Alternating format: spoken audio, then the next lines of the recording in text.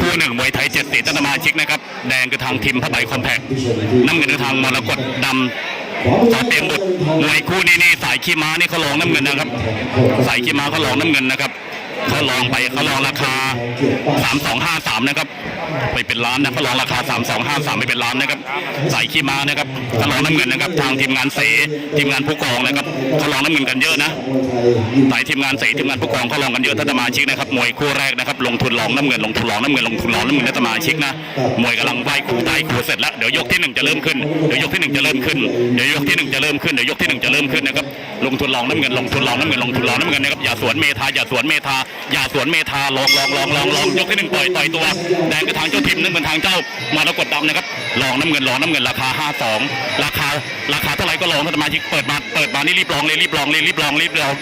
3253ลองไปสมาชิกรีบลองอย่าสวนเมธา